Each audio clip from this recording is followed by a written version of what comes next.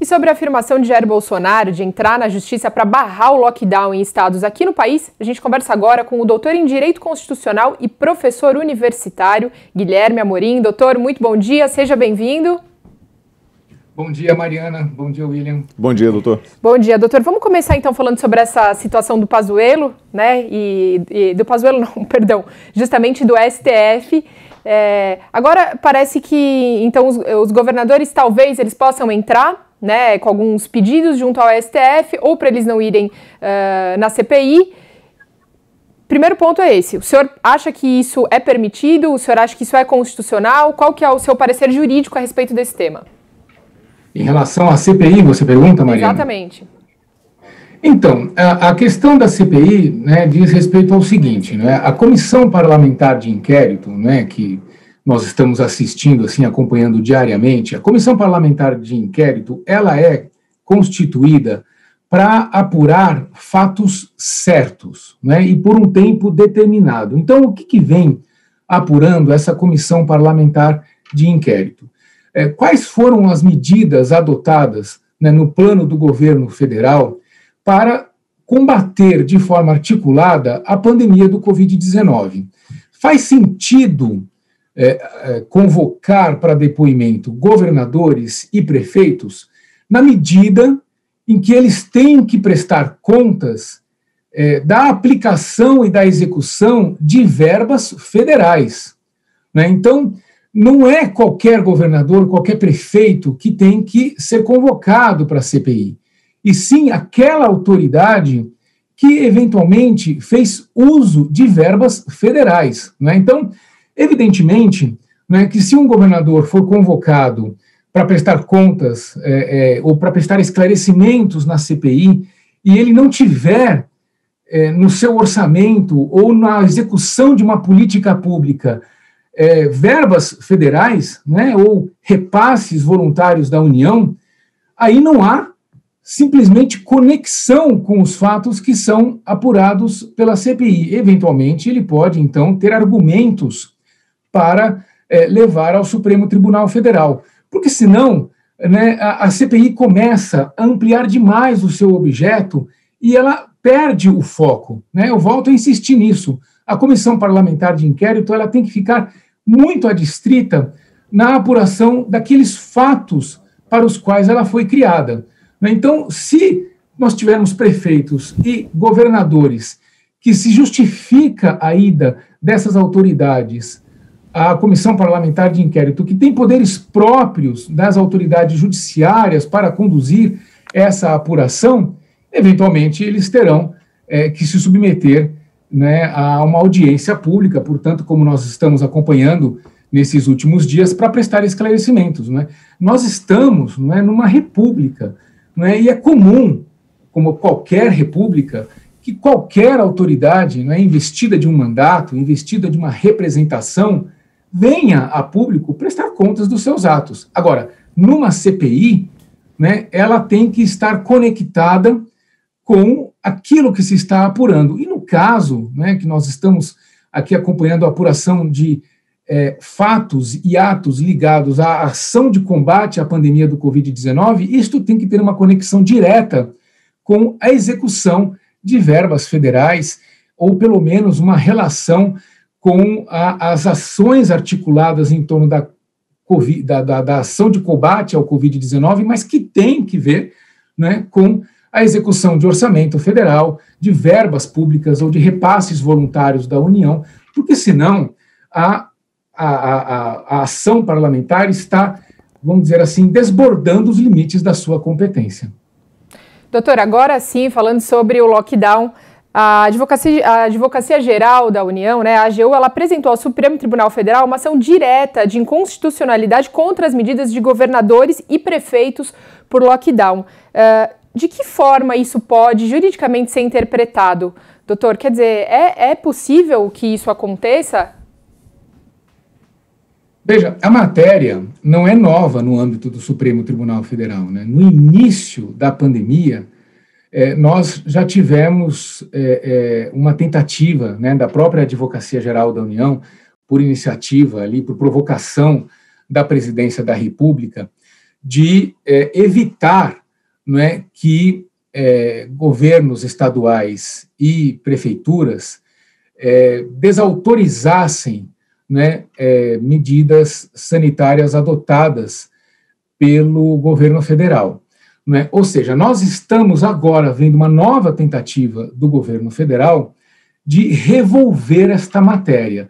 Eu tenho a sensação, Mariana, de que nós veremos a discussão repetir, não é, um pouco os argumentos que foram objeto da discussão naquela oportunidade, em março do ano passado, por ocasião da discussão sobre a competência concorrente.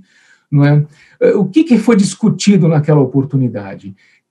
O que significa competência concorrente, né, para os nossos ouvintes, para os nossos telespectadores que estão nos acompanhando aí pela internet, pelo canal do YouTube?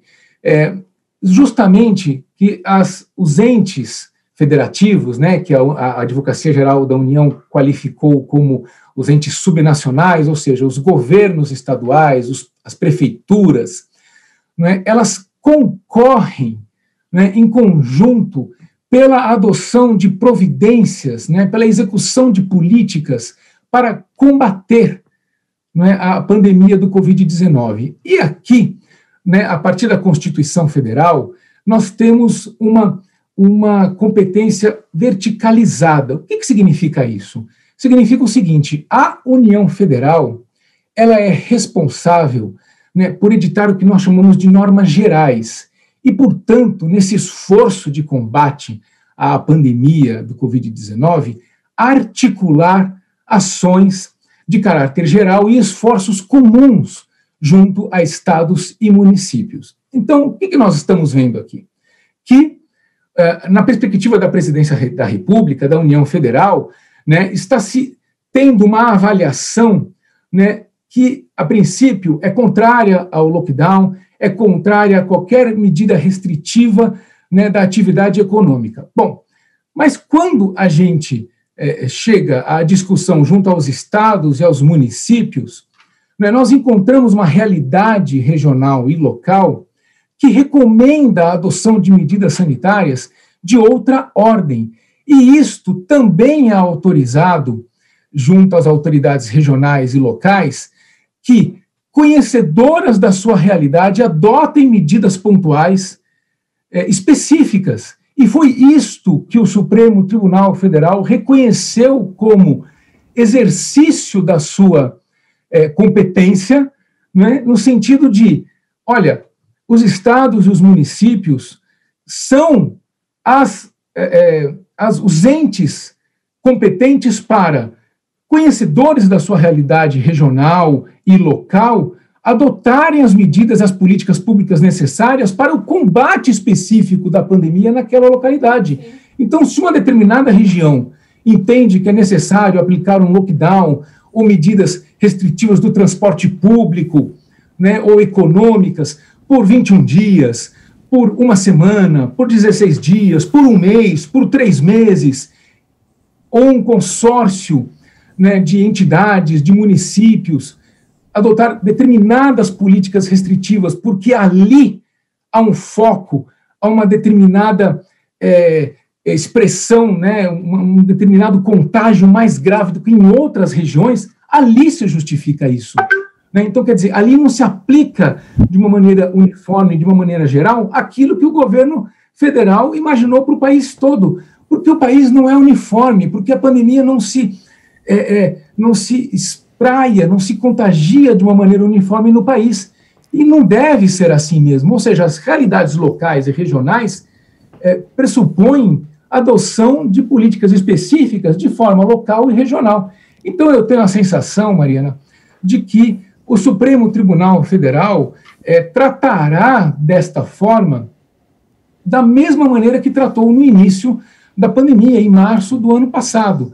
Não acredito que concederá, né, uma medida autorizando o governo federal, portanto, né, a União Federal, a passar por cima dos estados e dos municípios naquilo que eles têm de exercício das suas respectivas competências. Guilherme, então, observando a sua fala, eu percebo que o senhor é a favor de que os governos estaduais e os municipais assumam essa responsabilidade sobre as medidas restritivas ou a implantação delas.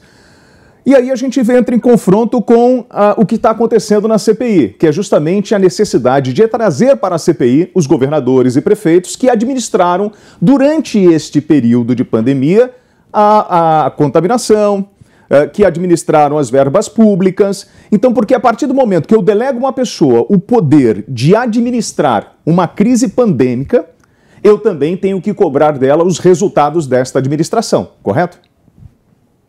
Então, mas daí, William, aí a questão também se desloca para a apuração nas suas respectivas esferas de governo.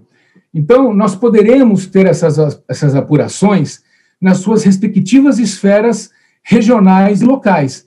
Então, nós podemos cogitar, né, de outras comissões parlamentares de inquérito, né, em outras assembleias legislativas dos respectivos estados, né, ou até mesmo em câmaras municipais. Porque, veja, nós estamos falando de 5.570 municípios, não é, e 27 unidades federativas, né, se nós considerarmos, inclusive, o Distrito Federal, né, que tem lá a sua Câmara Distrital.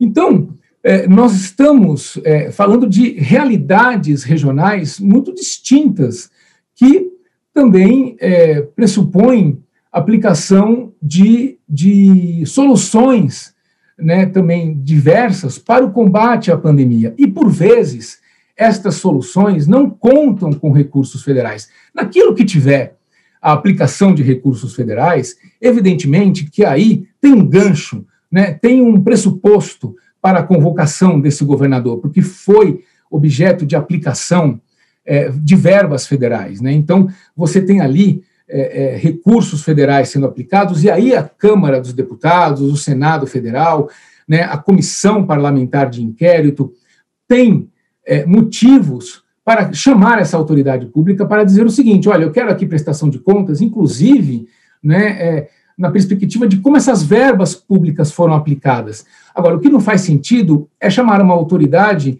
simplesmente para saber como ela, na sua localidade, combateu a pandemia, porque esta autonomia federativa é própria da nossa Constituição Federal. E o exercício da autonomia federativa também é na perspectiva legislativa.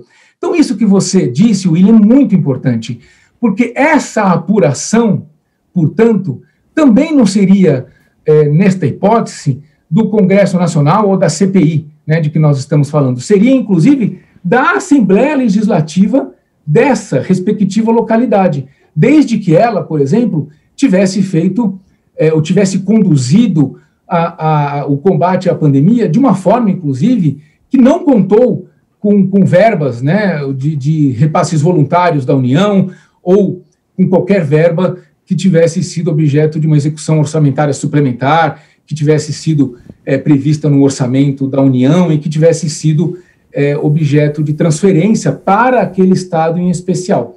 Porque daí, esta apuração deve se dar naquele Estado que tem uma Assembleia Legislativa, que é um Estado com autonomia federativa, né? Então, ali que deve ser feita esta apuração. Sim. Porque senão nós vamos inchar essa competência da CPI de uma forma que nós, inclusive, não daremos os meios necessários para que ela cumpra o seu objetivo de uma forma objetiva e em um tempo hábil. Muito obrigada, doutor Guilherme Amorim, doutor em Direito Constitucional. Obrigado, Guilherme. Ótima sexta-feira.